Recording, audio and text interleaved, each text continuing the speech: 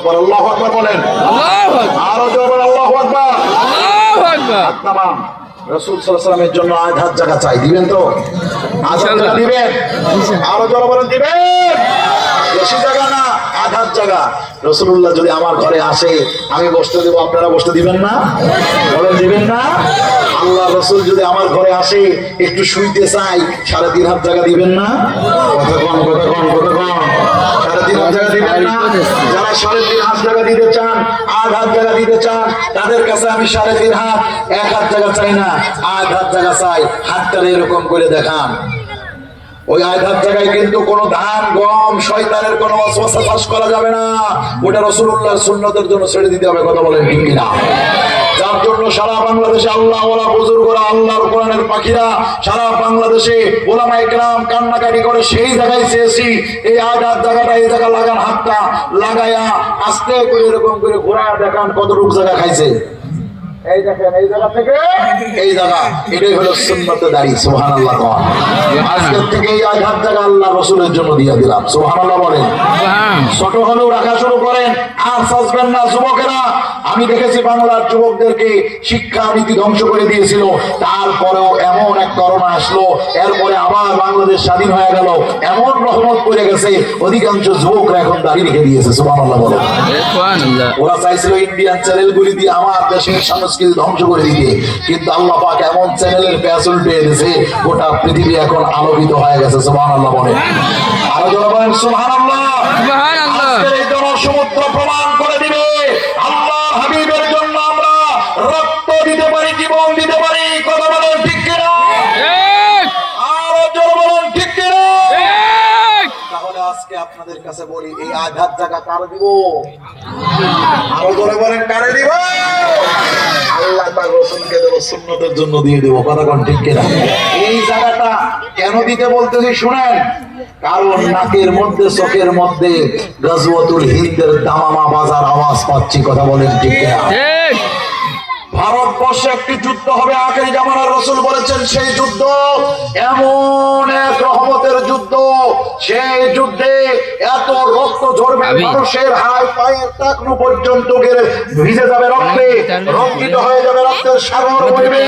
সেই যুদ্ধে 199 জন শহীদ হয়ে যাবে, কিন্তু সর্বশেষ মুসলমানরাই বিজয় হবে।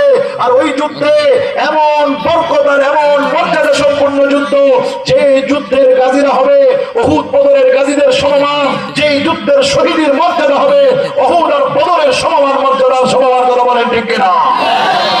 আমরা সেই যুদ্ধের গন্ধ পাচ্ছি। তুমি যদি দাঁড়িয়ে না রাখো, তুমি সামনে তলোয়ারের সামনে পড়লে তোমার ছাড় দেব না। কথা বলেন ঠিক কিনা? তোমার চিহ্ন কেমন করে? তুমি আর্জেন্টিনার ব্রাজিলের পতাকা ওড়াও, আর রাসূলুল্লাহ সুন্নাত তোমার মুখের মধ্যে ছায়া পায়রা, তোমার মুখে রাসূলের সুন্নাত ছাপাতে হবে।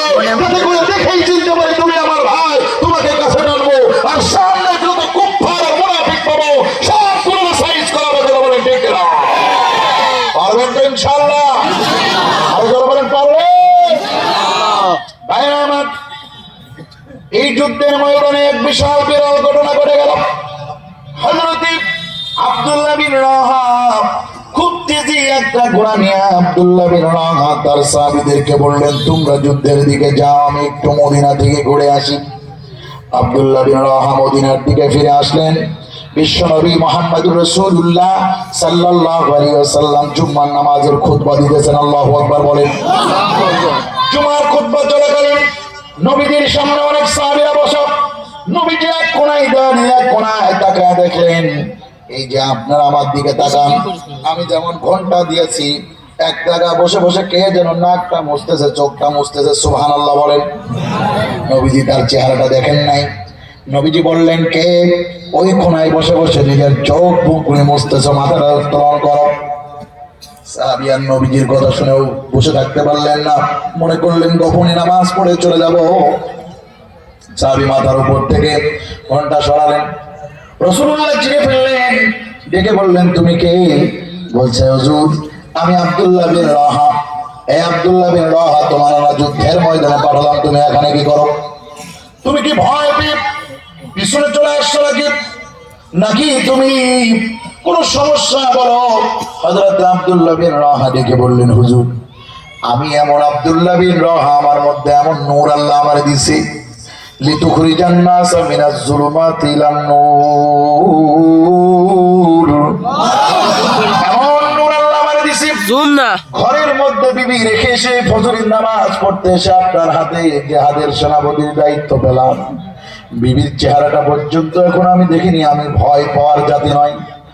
ইয়া রাসূলুল্লাহ, আমি যখন শুনলাম প্রথম সাহাবী সেনাপতি জাফর বিন আবি তালিবের আগে যায়েদ বিন হারিসা, 2 নম্বরে জাফর বিন আবি তালিব, 3 নম্বরে আমার নাম। আপনি যখন বললেন আমি শহীদ হয়ে গেলে আল্লাহর পক্ষ থেকে একজন এই ইসলামের কালিমা উড্ডীন করবে, নির্ঘাত ওই জিহাদের ময়দানে আমি শহীদ হয়ে যাব, বুঝতে পেরেছি ও রাসূল। আমি আর দেরি না করে সাথে সাথে আমি ওই দিন ভাবলাম সাহাবীরা আস্তে আস্তে যুদ্ধের দিকে এগিয়ে যাক, জীবনের শেষ জুমার নামাজ রাসূলুল্লাহর পিছনে পড়ে আছি। এই কথা বলে বিশ্ব নবী মুহাম্মদুর রাসূলুল্লাহ সাল্লাল্লাহু আলাইহি ওয়াসাল্লামের সাহাবী 2 চোখের পানি মুছতে লাগলেন। নবীজি বললেন, ও আব্দুল্লাহ বিন রওহা, আমি বুঝতে পেরেছি